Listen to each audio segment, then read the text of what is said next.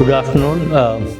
Our guest speaker, Dr. Sharmini Coorey, members of the Governing Board and Monetary Policy Board, distinguished invitees, our Senior Deputy Governor, Deputy Governors, Assistant Governors, and Directors, our colleagues, and ladies and gentlemen. Today we are extremely privileged to have Dr. Sharmini Coorey deliver an oration to mark 73rd anniversary of the Central Bank of Sri Lanka. In fact, when we were looking for speakers, we certainly came into our mind Dr. Sharmini Coorey, Sri Lanka's very reputed personality. When united, I'm happy that she happily accepted the invitation for this important oration. On behalf of this Central Bank, I welcome all of you to its anniversary oration on the topic, as I mentioned already, the way forward, price stability and prosperity need good governance. This is, in fact, a very timely topic for all of us as we navigate through historic economic crisis that eventuated a complex mix of policy measures, structural reforms, and institutional reforms that we have never witnessed before. Price stability and prosperity are intricately linked, and they both rely heavily on the foundation of good governance. Price stability, often achieved through effective monetary policy, ensures that the cost of goods and goods services remains predictable, raising confidence among businesses and consumers. This predictability enables economic growth as it encourages investment, job creation, and long-term planning. On the other hand, the good governance, characterized by transparency, accountability, and effective regulation and policymaking, plays a vital role in maintaining price stability by promoting sound monetary and fiscal policies, prudent regulation, and the establishment of the rule of law. Moreover, when governments are transparent and accountable, they build trust among investors, which further promotes economic prosperity. In a sense, price stability and prosperity thrive in an environment where good governance provides the necessary checks and balances to create a robust and sustainable economic system. This is why I think this topic is very timely. Let me also very briefly delve into Sri Lanka's recent initiatives to promote good governance. Amidst its worst economic crisis, Sri Lanka embarked on an ambitious journey to implement many of the reforms needed to instill good governance.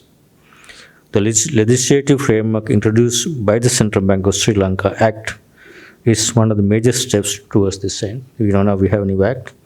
The new Central Banking Act would reinforce price stability going forward while enhancing transparency and accountability. Further, the legislative reforms in the banking sector are ongoing. This is also one of the key responsibilities. With the planned full revision of the Banking Act in consultation with our partners, IMF World Bank, which is expected early next year to be fully implemented.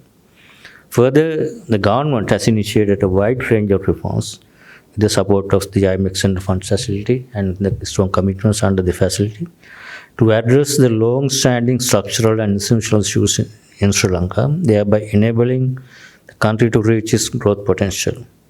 In addition to the steps to restore fiscal and sustainability, the government has set out a reform program designed to improve governance and reduce corruption-related risks. The Anti-Corruption Act has been recently passed in the Parliament towards its end. We had a similar seminar to discuss that also, I think, last week. While measures are being taken to strengthen public financial management, other important reform, and the anti-money laundering mechanism that we also have a role to play by the central bank as AML CFT implementation, we have the responsibility here. In this context, today's oration under the topic, the way forward, price stability and prosperity need good governance, it's an important topic, will undoubtedly be helpful to all spheres of policymakers as well as the business community. I'm sure that Dr. Coorey will enlighten us on the vital role of good governance in economic policy making for Sri Lanka's sustained growth. Today's oration will emphasize the need to focus not only on economic policies, but also on the governance processes surrounding those policies. I believe that Dr. Coorey will deliberate on impact on governance with the recent enactment of Central Bank of Sri Lanka Act. On the other hand, today's oration will be a forum to discuss the need for good governance to achieve fiscal sustainability in Sri Lanka. On that note, I would like to invite all of you to engage in thoughtful discourse and illuminate a new perspective on the way forward for Sri Lanka's economy. And before that, let me formally introduce Dr. Sharmini Coorey, whom I have known for a long time. Dr. Coorey is a member of the Presidential Advisory Group on Maternal Engagement and Sustainability. She has been helping us a lot in the recent past in terms of her capacity as an advisory member of the Advisory Council, as well as using her influence at the highest level, international level. And also, I can say she's a very strong, independent personality, and I'm sure she will be very candid on her views. And in addition, her 35 experience at the IMF includes surveillance and program work in Africa, Asia, Europe, and Western Hemisphere, as well as a fund policy work. And as far as I know, Sharmini is only Sri Lankan origin personality who had reached the highest level at the IMF senior management. It's only Sri Lankan so far, and we are proud of her. I'm happy to share that when I was at the fund, the period that she was promoted as a director of capacity development as a very high position at the IMF. On another note, she holds a PhD and bachelor's degree in economics from Harvard University. So without further ado, let me invite Sharmini to deliver her oration. Thank you very much. Good afternoon, Governor, Deputy Governors, members of the Monetary Policy Board and the Governing Board, ladies and gentlemen. First, I would like to thank Governor Veerasinghe for inviting me to deliver the 73rd oration of the Central Bank of Sri Lanka. I'm honored to address such a distinguished audience of leaders and members of the policy-making and financial community. I would also like to recognize the talented and hardworking members of the CBSL staff who have had a very challenging year and a half, if not longer. Let me start by congratulating the Governor, Deputy Governors, members of the former Monetary Board, and members of the current Monetary Policy Board. Since April 2022, they have taken bold decisions and led the demanding technical work to stabilize the economy after the deepest economic crisis that Sri Lanka has suffered since independence. It is perhaps easy to take for granted the progress so far. But let us not forget that barely 20 months ago, Sri Lanka's inflation was unanchored, the exchange rate was depreciating uncontrollably, foreign reserves were depleted, and the economy was collapsing with shortages of food, fuel, and essential medicine. Declaring an orderly foreign currency debt moratorium, raising interest rates sharply, and curtailing the monetization of fiscal deficits were essential first steps to stabilize the economy and avoid a disorderly default. It is no mean feat to have brought inflation down from a peak of almost 74% last September to less than 2% a year later, overperforming the IMF's projections. To have accomplished this while maintaining financial stability is all the more impressive given that the deep economic contraction that, together with the preceding pandemic, has weakened financial sector balance sheets. Monetary policy was also responsive in lowering the policy rate when clear evidence emerged that monthly inflation was stabilizing. Let me say, based on my years of experience at the IMF, working with countries around the world, often during economic stress, that these are by any standard impressive accomplishments. Without skilled leadership and decision-making, it could easily have been a lot worse. These monetary policy decisions were successful also because of the support from the government's fiscal policies and the leeway given to the CBSL to conduct monetary policy according to its best judgment. Tax cuts during the previous government had reduced our tax ratio from almost 11% of GDP in 2019 to a mere 7.5% of GDP on average in 2020-21, one of the lowest in the world, lower even than the tax ratios of very poor countries like the Central African Republic and Burkina Faso. With interest payments taking up 73% of government revenue and the overall fiscal deficit of almost 12% of GDP on average in 2021, the fiscal position was simply not sustainable. The government took decisive and necessary action to increase tax rates, bolster tax collections, and implement cost recovery pricing in energy. It has tightened spending to generate the needed improvements in the primary fiscal balance in line with the IMF-supported program. These were difficult decisions and politically unpopular, but they were necessary. Unfortunately, the ship that is the national economy cannot be turned around quickly. So people tend to blame the corrective policies and the policymakers who are doing the right thing rather than the reckless policies of the past that are the fundamental cause. Such is the unenviable position of policymakers who step in to rescue their countries from a crisis. So you have my sympathies. So what now? Significant progress has been achieved, but we are in a low-level equilibrium with output well below potential. This crisis is not yet over. The only way out is to grow at a rate of about 5 or 6% a year in a sustainable, inclusive way. Without such growth, we cannot escape our high debt burden even after a successful restructuring. And because the debt burden lies with the public sector will need to contract, not just this year, but also in the decade ahead. So growth will need to come from the private sector and be export-oriented given our foreign exchange needs. There is simply no other option. Much remains to be done to get the economy on such a dynamic growth trajectory. Nor should we take for granted that having achieved low inflation, that inflation will always stay within the CBSL's target of 5%, or that progress in the fiscal area will continue. Our post-independence economic history is full of stop-and-go policies and brief victories over instability that are not sustained. We cannot afford yet another replay of that familiar script. Why not? Well, this time really is different for 3 reasons. First, in all our previous bouts of macroeconomic instability, our public debt ratios have stayed below 80% of GDP.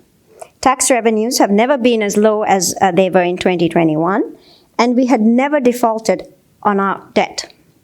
According to the IMF's debt sustainability analysis, even if we successfully restructure our debt and adhere to the tight policies that generate primary fiscal surpluses of 2.3% of GDP from 2025 until at least 2032, our public debt will decline to only about 95% of GDP by 2032, from about 130% of GDP now. To put this debt level in perspective, in 2022, government debt to GDP averaged 65% in emerging and developing economies. And looking at our neighbors, 55% in India, 40% in Indonesia, and 54% in Thailand. So unlike in the past, where we muddled through with debt to GDP ratios of around 60 to 80%, the baseline debt ratio will now be much higher. We will be at a high risk of debt distress even after a successful debt restructuring. If we become complacent and go slow on reforms, we can easily be back in a crisis where we are unable to pay our debts. Except next time, the adjustment will be far more painful because we would have already restructured our domestic and external debt. More of the adjustment, therefore, will fall on our citizens and less on external creditors. This point needs to be widely understood. The second reason this time is different is that many people are now in poverty or very close to poverty and have little or no cushion left. The World Bank estimates that the poverty rate doubled to 25% of the population in 2022, while the UNDP estimates that over half the population remains multidimensionally vulnerable. The World Food Programme finds that almost a third of children under 5 are malnourished, with 20% suffering from wasting. Nearly two-thirds of the population are borrowing or dipping into their savings to feed their families. Many people are foregoing the basic needs such as healthcare, and progress in education has been severely hampered by both the pandemic and the economic crisis. The impact on people of another debt default, crisis, and adjustment would be disastrous and even raise the likelihood of social unrest. And third, Sri Lanka is suffering from a damaging outflow of skilled professionals who are the backbone of economic recovery and growth. These professionals are leaving not merely because of taxes, as is often said. They have lost hope that the poor governance and pervasive corruption that Sri Lanka has been mired in for decades will be effectively addressed. They don't see a future in a country where the state interferes with practically every aspect of economic life, and politicians and public officials who engage in gross corruption are never punished. Another crisis will turn this outflow into an exodus. The empirical evidence clearly shows that crises cause permanent losses, both in GDP and human welfare. Countries that undergo multiple crises, think Argentina, stagnate compared with countries that have steady growth over a prolonged period. Boom-bust cycles leave countries worse off. We should not try to get out of our current low-level equilibrium through fiscal policies that give a short-term boost, but will land us in another debt crisis a few years down the road. We will also be vulnerable for many years to exogenous shocks, such as a rise in global food and energy prices, particularly from the ongoing war in Ukraine and the Middle East, higher world interest rates, a poor agricultural harvest, or a natural disaster. In addition, we will need to invest considerable resources in adapting to climate change and preserving biodiversity. We are on a knife edge, and there is simply no room for slacking off or policy reversals. But with focus and effort, we can set ourselves on a road to sustained growth and inclusive prosperity. So what is the way forward? How can we avoid repeating our history of inconsistent stop-and-go policymaking? We have discussed for years what is needed for sustained growth: fiscal discipline, an open trade regime that encourages exports, competitive markets, modernized labor laws, adequate infrastructure, and such as efficient electricity, transport, and ports. So it's no mystery. Why don't these things get done? I believe that our fundamental problem is poor governance, and that unless we address governance problems head-on, we will never durably overcome our economic problems and prosper. My thesis today is that when we discuss economic policies, we should focus more squarely on the governance around those policies and not just on the policies themselves. So what do we mean by good governance? There is no standard definition, but people know bad governance when they see it. Certainly, not a day goes by in Sri Lanka without the newspapers reporting some instance of bad governance. Let me, for today's purposes, use the definition by UNSCAP. They define governance as, quote, the process of decision-making and the process by which decisions are implemented, unquote. And the principles of good governance include accountability, transparency, adherence to the rule of law, responsiveness, effectiveness, and efficiency. My point today is that we need to be more explicit, not just about economic policies, for instance, whether an interest rate or a tax rate should be increased or decreased, or a particular public enterprise privatized or not. We also need to be explicit about the process by which those policies are decided and implemented. It is very likely that if we improve the process, that is, we make policy making and implementation more accountable, transparent, adhere to the rule of law, and so on, the resulting policies will improve as well.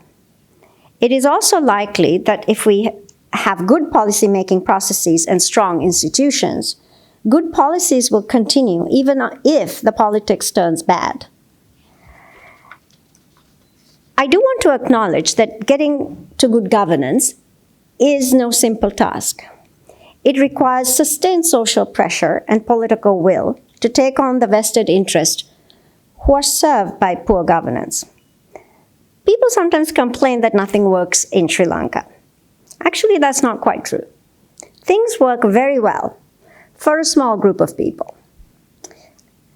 The challenge, if we are to avoid repeating the mistakes of the past, is to ensure that our policy-making and implementation processes and institutions obey the principles of good governance so that policies serve the interests not just of a small group, but of all members of society. I would like to focus today on good governance for 3 policy objectives that are, in my view, the most important to get us out of this crisis and lay the basis for inclusive prosperity. First, maintaining durable price stability through sound monetary policy. Second, achieving fiscal sustainability through better taxation. And third, enabling market-oriented growth by reducing the size and role of the public sector. For the last 2 mainly fiscal topics, I draw extensively on 3 sources published in September: the IMF's Governance Diagnostic Assessment of Sri Lanka, or GDA for short, Sri Lanka Civil Society's Governance Diagnostic Report, and the World Bank's Country Update on Sri Lanka. These reports are based on thorough research, extensive interviews with officials and other stakeholders, and written or guided by experts with international experience in their respective fields. Since this occasion marks the 73rd anniversary of the CBSL, let me start with the topic of strengthening governance to maintain durable price stability through sound monetary policy. The economics literature and central banking practice have convincingly established for decades the need for central bank independence and a sound monetary policy decision-making process to achieve low and stable inflation. Most major countries' laws safeguard central bank independence and aim to insulate monetary policy from political interference. Indeed, one of the oldest of such laws, the US Federal Reserve Act of 1913, recognizes this need explicitly. It specifies to that end that the Federal Reserve may buy and sell US Treasury securities only in the open or secondary market. It was recognized then, over 100 years ago, as it is now, that direct financing of the government would leave decisions over monetary policy open to political interference and undermine the goal of low inflation while creating risks to economic and financial stability. This year's passage of the Central Bank Bill of Sri Lanka Act is a very significant milestone on the path to achieving good governance in the conduct of monetary policy. The Act explicitly recognizes the central bank's independence. There's now a clear mandate that price stability is the primary objective of the CBSL, with financial stability as a secondary objective. Inflation targeting with the flexible exchange rate is established as a monetary policy regime. A critical feature is that there are no longer any government officials in the monetary policy decision-making body, the Monetary Policy Board, nor on the governing bodies, which oversees everything else. There is also an appropriate balancing of central bank independence with accountability and transparency. The inflation objective is specified by the Minister of Finance, who would be an elected representative. The Monetary Policy Board is accountable to Parliament through the Minister to deliver on the inflation objective and provide a public explanation if inflation falls outside the agreed range for 2 consecutive quarters. The board is also mandated to issue a public statement after each policy meeting to explain the monetary policy decision in the context of economic developments and forecasts. In addition, the CBSL has to issue a public inflation report every 6 months, explaining its inflation projection and key risks to the projection. Contrary to the concerns that emerged during the parliamentary debate, these features of the law provide for much greater accountability than in the past. The operational independence that the central bank has been given to achieve the target assigned to it should not be confused with being unaccountable. Quite the opposite. The strong legal framework is a necessary but not sufficient condition for sound monetary policy. legislation must be reinforced by practice and the creation of a strong culture. An important responsibility for the newly constituted boards, the distinguished members of which are here today, will be to create the practice and culture of good governance under the new legal framework. In particular, given Sri Lanka's past, it will be important to ensure that the Monetary Policy Board takes policy decisions on solid technical grounds with a clear focus on the price stability mandate. The technical grounds would be based on the CBSL staff's economic modeling and analyses, combined with the board's collective judgment on the likely evolution of inflation. Insulating the conduct of monetary policy from fiscal and political pressures will be the hallmark of a good decision-making process, especially in the upcoming election year. And this is not only the responsibility of the CBSL. Everyone, including political actors, will need to create the culture of respecting the CBSL's operational independence and the integrity of its decision-making.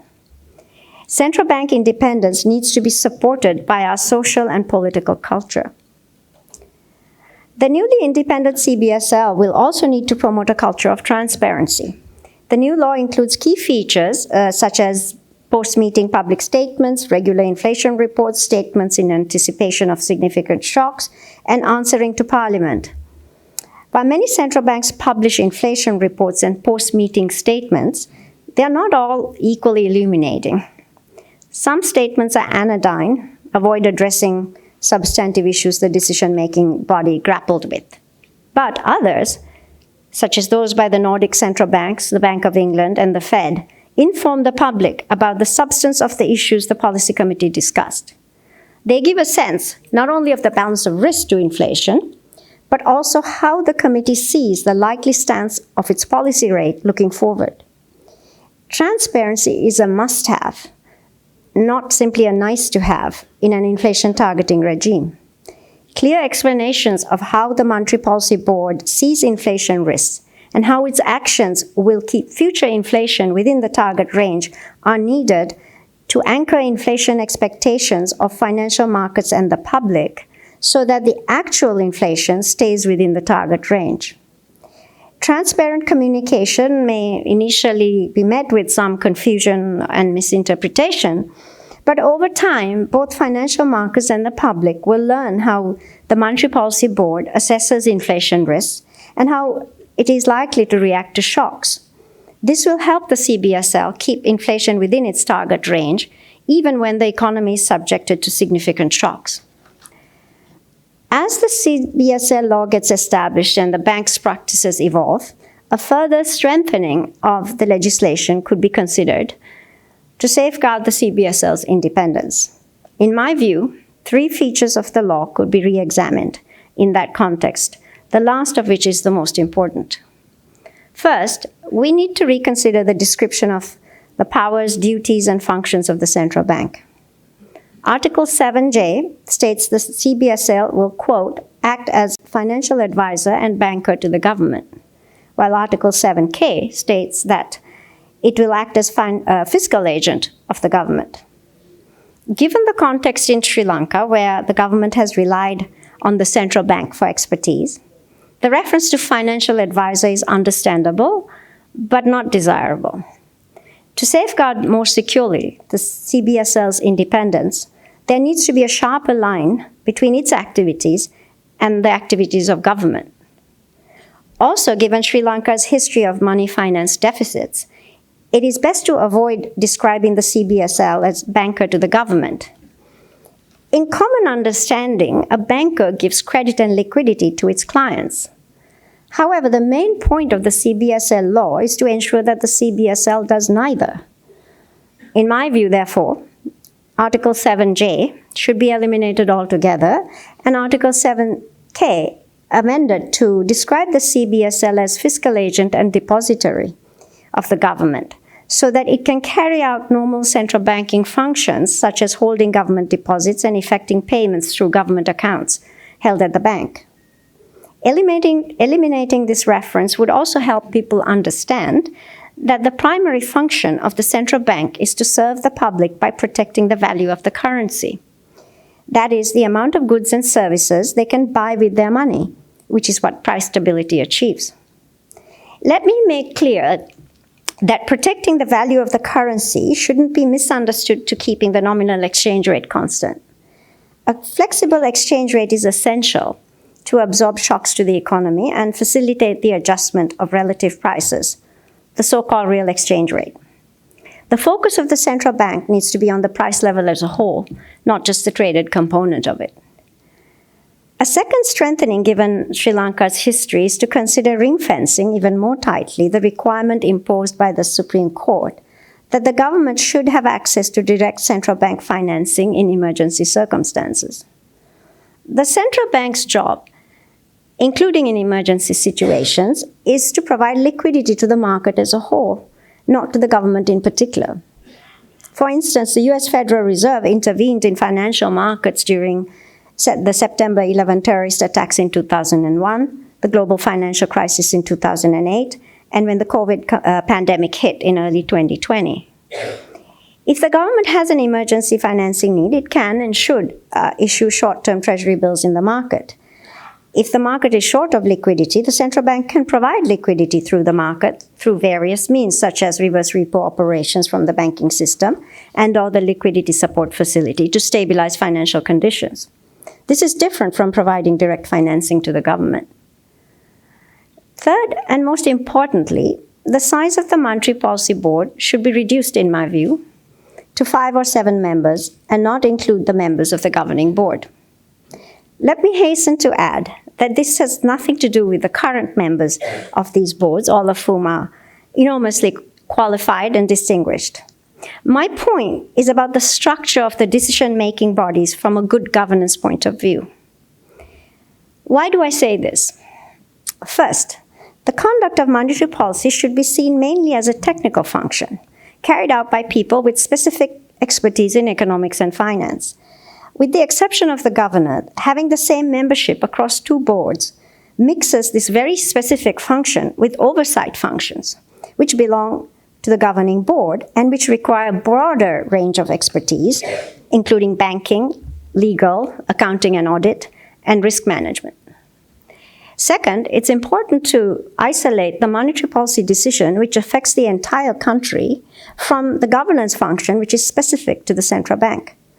To give an example, monetary policy decisions should not be influenced or even appear to be influenced by how it might impact the balance sheet and profitability of the central bank, which comes under the purview of the governing board.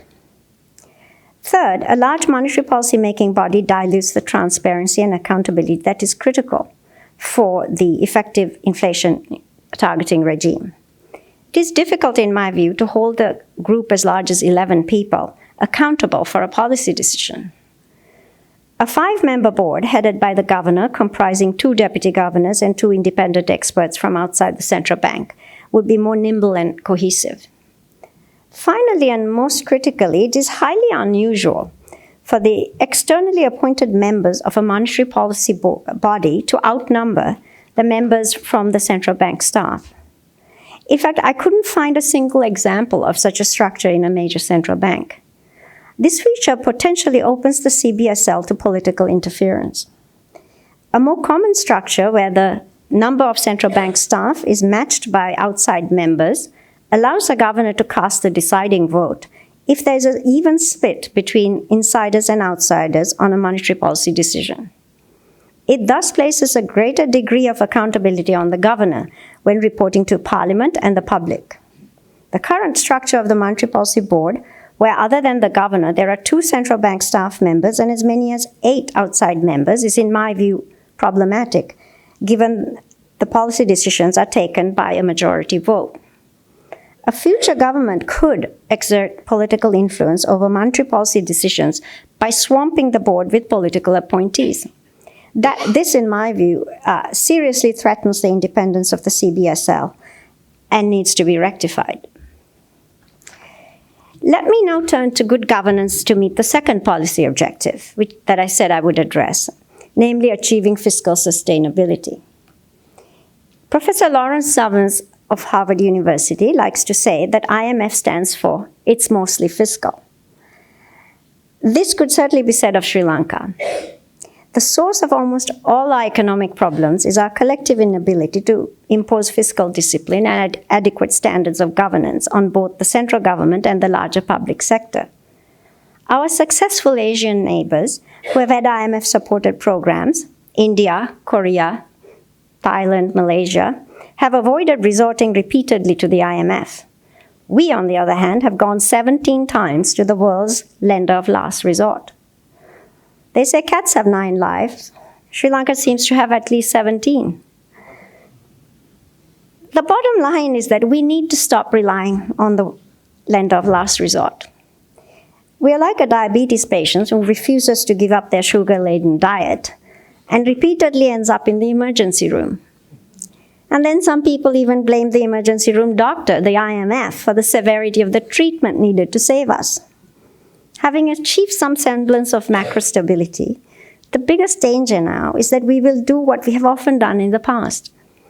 That is, as soon as some stabilization is achieved, abandon or drag our feet on the serious restructuring needed to address the underlying fiscal and governance problems.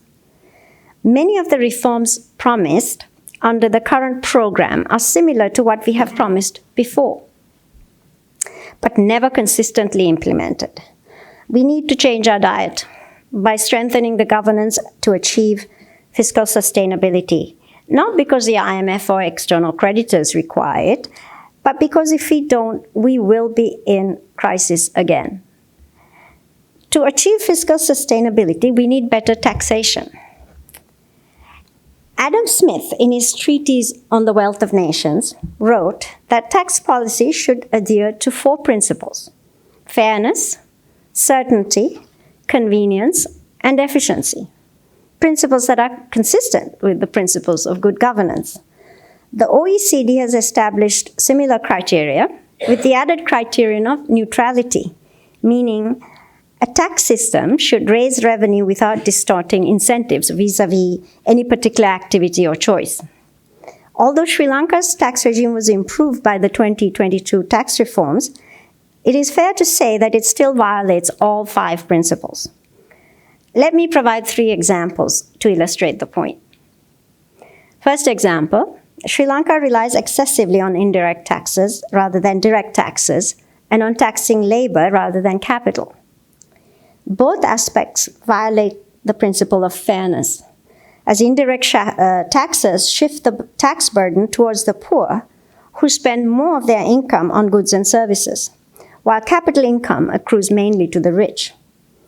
In 2021, Sri Lanka collected 77% of its taxes through indirect taxes such as VAT, excise, and trade taxes, which is notably more than the regional average of 66% and the global average of 53%. The recent increase in personal and corporate taxes, which are direct taxes, are a step in the right direction, but indirect taxes still account for 11% of the pre-tax income for households in the bottom income decile, more than the 8% share for households in the top decile. Personal tax collections rely on the payee system, which ensures many professionals pay taxes, but most income from business profits remains outside the tax net because IRD has only a very small number of personal tax files. Capital income from capital gains, interest, and dividends is subject to lower flat tax rates instead of progressive rates. And capital gains on property other than stocks are taxed at a very low rate of 10%. Second example, corporations have for decades enjoyed extensive tax holidays, which violate all 5 principles of good governance. Commendably, with the tax reform of October 2022, most companies are now subject to a standard 30% corporate tax rate. However, projects continue to receive wide-ranging tax exemptions under the Strategic Development Projects Act. Under this act, based on vague criteria, projects can negotiate exemptions from 8 different tax laws, including corporate, personal, VAT, excise, and customs for as long as 25 years. The 17 beneficiary projects so far enjoy corporate income tax exemptions for 20 to 25 years, typically followed by time-bound reduced rates and exemptions from many other taxes and fees. Moreover, tax concessions can be granted to companies operating in 3 zones: Colombo Port City, a pharmaceutical manufacturing zone, and a textile manufacturing zone. The Port City Act allows exemptions from 13 different tax acts, covering casinos, the betting and gaming levy, and practically all other taxes for up to 40 years without the approval of Parliament, which raises the question of the constitutionality of these exemptions, at least to my mind. Such extensive tax holidays simply cannot be justified. Let's be perfectly clear that tax exemptions are the equivalent of a cash payment from the government to special interests. It's as if the corporation paid the standard tax and the government gave an equivalent amount to the corporation instead of spending it on social needs or even repaying public debt. Tax exemptions mainly benefit the shareholders of corporations, who I would guess are not merely rich, but super rich. So in Sri Lanka, we have welfare for the rich and the super rich that far outweighs the small amounts the government transfers to the poor through programs such as Asvasuma. Although tax concessions are often claimed to be necessary to encourage investment, particularly foreign direct investment, there's plenty of survey evidence to show that foreign companies do not choose their location based mainly on tax considerations. Factors that truly matter include a stable macroeconomic environment, reliable electricity and physical infrastructure, the rule of law, an efficient dispute resolution system, secure access to land, and a high-quality labor force. As the IMF's GDA points out, tax exemptions also create opportunities for corruption. After all, someone has to grant them, and the selection criteria, amounts, and beneficiaries are not transparent. A third example of poor governance in taxation is the reliance on gazette notifications for implementing major policy changes. This makes the tax system uncertain and increases opportunity for corruption. In principle, the primary tax laws that Parliament enacts should contain all the necessary provisions to ensure taxes can be calculated and collected fairly and efficiently. All subsidiary instruments, such as ordinances, gazette notifications, and other regulations, should merely provide technical details to ensure effective administration of the law. In Sri Lanka, however, tax rates, the scope of existing taxes, and the granting of tax concessions can be implemented through gazette notifications. Take, for instance, the special commodity levy. A minister can change this levy arbitrarily, with immediate effect without parliamentary approval, which one would think is a violation of the Constitution, which vests the power of taxation exclusively with Parliament. Customs duties can also be changed without parliamentary approval. Such arbitrary changes in the special commodity levy and import duties, not to mention quantitative restrictions on imports, not only create uncertainty, but also opportunities for corruption, for instance, through temporary reductions that create rents for connected individuals. So how can we have better governance around taxation? Transparency and simplicity of the tax system are critical for ensuring good governance. Complex tax systems with multiple rates, exemptions, and scope for arbitrary decision-making open room for the abuse of power and mainly serve vested interests. By contrast, a tax system that is uniform, rules-based, and grounded in clear, simple principles promotes not only fairness, but also fiscal sustainability through higher tax revenues because of limited leakages and increased compliance. Two aspects of the tax system, tax policy and tax administration, need to be considered. But generalizations are not enough. We need specifics. So here are 10 proposals, 6 on tax policy and 4 on tax administration. To improve governance on tax policy, we should first pass an overarching tax law requiring tax rates to be set in a uniform, non-distortionary manner. Any deviations or exemptions from the standard schedules would need to be justified through an impartial cost-benefit analysis by the Ministry of Finance that is published and presented to Parliament for approval. All corporations, foreign and domestic, including those operating in special zones such as Port City, should be subject to the internationally agreed global minimum tax of 15%. It is time to end Sri Lanka's misguided and irrational addiction to tax holidays. The legislation should eliminate ministerial authority to introduce tax changes, including of customs and commodity levies, through gazettes and other regulations without prior parliamentary approval. It should require revenue losses from tax changes to be matched by fiscal measures, offsetting fiscal measures. The legislation should also mandate a single tax policy department within the Ministry of Finance. This department should be the unique tax policy arm of the government, with responsibility to recommend rates of taxation and any exemptions and deviations from standard tax schedules. Bodies such as the BOI and the Port City Commission should not be given power over tax or tariff exemptions. Until such legislation is passed, in the immediate term, and this is my second proposal, sunset existing tax exemptions to end in 3 to 5 years. If performance criteria in terms of investment and job creation had been set at the time the exemption was granted, discontinue the exemption until the corporation has proved that it has met all criteria. Third, abolish the Strategic Development Projects Act and the Special Commodity Levy Act. These are both terrible pieces of legislation. Fourth, suspend granting tax concessions under the Port City Act, Colombo Port City Act, and bring any proposals for new tax concessions under the Ministry of Finance. Amend the Port City Act to make this a permanent feature. Fifth, create a single tax policy department within the Ministry of Finance even before formal legislation is passed.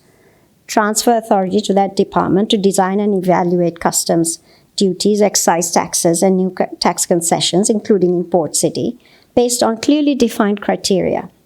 Require the department's prior approval for any tax change implemented through gazettes and other regulations until the overarching tax law is passed. Also publish on a public website the department's impartial cost-benefit analysis of every tax law amendment, concession, and new tax act. Sixth, the Ministry of Finance should independently quantify all existing and new tax expenditures under the various tax acts every year, including revenue foregone in each port, city, and other project, and report them in a transparent, disaggregated format on a public website. Turning to tax administration, Sri Lanka will never achieve fiscal sustainability and inclusive prosperity without much better tax administration, including tackling tax evasion. Like better tax policies, better tax administration is largely a matter of political will to take on vested interests. To quote the GDA, Sri Lankan revenue administration has a reputation of being highly prone to corruption and rent-seeking. Both customs and IRD officials acknowledge the rampant state of corruption in their institutions with little risk or consequence of exposure, and similarly few, if any, consequences when corruption allegations are made, unquote.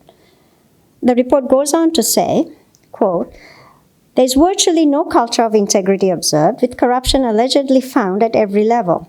The revenue departments, that is IRD, Customs, and Excise, are predominantly closed institutions with little, if any, employment mobility into and out. They are reluctant to change, particularly given strong union influence, and hamstrung with building skills and expertise needed for the modern economy, with IRD unable to recruit specialist information technology staff and data analysts needed to move away from the corruption-prone embedded work practices.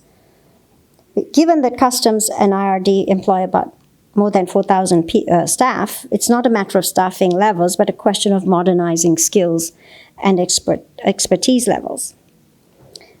This assessment is probably hard for some to hear, but it is critical for the nation's future that corrective action is not postponed. Such corrective action should include, continuing with the 10 proposals, 7, strengthening the management of the revenue departments and oversight by the Treasury Secretary and the Auditor General. The 3 revenue departments, IRD, Customs, and Excise, are, after all, departments within the Ministry of Finance. It is ultimately the responsibility of the Minister of Finance and the Secretary of the Treasury to supervise them properly. 8. Prioritizing the large taxpayers unit. Staffing and empowering this unit with skills needed to track and minimize tax evasion by the super rich is essential. Sri Lanka is not short of skilled accountants, auditors, IT and finance professionals that are needed, but successive governments have for years dragged their feet on this matter. 9. Reduce opportunities for corruption by digitizing tax collections by Customs, Excise and IRD, including by fully operationalizing the RAMIS system. Tax audits should be required to be based on transparent compliance risk criteria. And finally, passing a Tax Administration Act that applies to all taxes and contains provisions to effectively deter corruption by imposing strict penalties, including criminal charges, on taxpayers as well as tax officials for offering or taking bribes or aiding tax evasion. Let's move on to the good governance on the third policy objective of enabling market-oriented growth by reducing the size and role of the public sector. Sri Lanka's public sector is large, and two areas in particular, public procurement and state-owned enterprises, hinder growth by distorting relative prices and obstructing market competition. They also divert fiscal resources from social and anti-poverty needs. The government is the largest purchaser of goods and services in the domestic market, and public procurement affects pricing and the availability of key items such as fuel, electricity, and medicines. It also accounts for a significant part of government spending, estimated at over 5% of GDP. Yet, shockingly, Sri Lanka has no public procurement law. Instead, in principle, all government procurement needs to be carried out in line with the Cabinet-approved 2006 procurement guidelines. But given ad hoc and frequent revisions, there is no unified, updated version of the guidelines and manual. The National Procurement Commission is mandated to formulate effective procedures and monitor their implementation, but it has started to function only recently after being reinstated last year. Procurement processes are complex, but in the end, the Cabinet essentially has unconstrained discretion on procurement. The practice of accepting unsolicited private-public partnerships proposals for large infrastructure projects also contributes to poor governance. These are often approved outside the budget process without assessing the fiscal implications and outside the 4-year public investment program that is supposed to reflect the government's policy priorities. Unsolicited proposals typically involve a single bidder with the procurement guidelines, and the procurement guidelines do not cover PPPs. The GDA notes that procurement irregularities include, quote, the lack of procurement planning, not using relevant procurement procedures stipulated by the procurement guidelines, inadequate competitiveness in the selection procedure, accepting unsolicited proposals for high-value projects, poor contract management, lack of knowledge and capacity of the officials in procurement, poor monitoring and weak external oversight, and incomplete coverage of independent complaints mechanisms, unquote. Procurement irregularities by state-owned enterprises have also been identified by COPE. All these governance deficiencies do not only create a significant corruption opportunities, but they also thwart the development of competitive markets and firms. Some steps to improve governance in procurement would be to, most importantly, enact a public procurement law that reflects international good practice. Move all public procurement transactions to an e-government procurement system by end 2024. Empower the National Procurement Commission with a clear mandate, authority, and responsibilities, including oversight of unsolicited PPP proposals. And finally, increase transparency by publishing information, updated every 6 months, on public procurement contracts above a certain threshold, identifying those that were assigned without a competitive tendering process. Turning to restructuring state-owned enterprises, There are over 400 state-owned enterprises that engage, some would say interfere, in practically every sphere of economic life, employ a sizable part of the labor force, and constitute a significant drain on public finances, and pose risks to the financial system because of non-performing loans. 4 SOEs in particular, the CPC, the CEB, Sri Lankan Airlines, and the Road Authority, have required large subsidies from the budget. About 130 SOEs are engaged in commercial activities that are likely better done in the private sector. There is general agreement that the large SOE sector inhibits the development of competitive private markets and the proper allocation of public resources. Quoting the National Transformation Roadmap of June 2023, many of these enterprises have garnered a monopolistic position in the market, hindering private investment. Price fixing, inefficient management, and poor entrepreneurship have weakened public finances, turning these institutions into national burdens that are dependent on the taxpayer, unquote. And as the Secretary to the Treasury said in a recent public speech, quote, SOEs are vulnerable to mismanagement and corruption as well because of potential conflicts of interest between the ownership and policy-making functions of the government and the undue political influence on their policies, appointments, and business practices. It is observed that their internal control, monitoring, and governance frameworks are inadequate to deal with these problems. The GDA also notes, quote, extensive government regulation in core sectors such as agriculture, electricity, and construction restricts market-based accountability and generates extensive opportunities for top officials to direct state resources to privileged private parties, unquote. Fundamental reform of the governance of SOEs is urgently needed to durably address these problems. The SOE reform policy that Cabinet approved earlier this year establishes a sound basis to improve SOE governance. It envisages a two-pronged approach to divest majority shares in commercially oriented SOEs while operating those that need to remain in government ownership under a holding company on a fully commercial basis. The key priority now is to implement the reform policy without delay, including by enacting the corresponding SOE law. Proposed reforms should not be diluted as they go through the parliamentary process. Some areas of the envisaged SOE law are worth close consideration. The first is to define very strictly when the government would retain a majority stake in an SOE. Objective and specific criteria will need to be developed to determine whether there is a national security interest. It might also be better to use the criterion of an economic externality, which can be clearly defined, rather than whether a product or service is deemed essential, which could be interpreted too broadly. Second, the expected norm should be that SOEs that engage in commercial activities are fully divested so that the government doesn't end up holding minority stakes in companies without a strong reason. Third, and most critically, the SOE law should ensure that the political independence, professional competence, and personal integrity of the holding company board and the advisory committee that would oversee the board.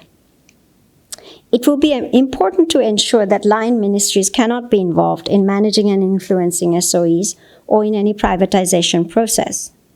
Requiring SOEs to float at least some shares in the Colombo Stock Exchange or even a stock exchange abroad may be an effective way to ensure they conform to governance and financial reporting norms required of listed private companies.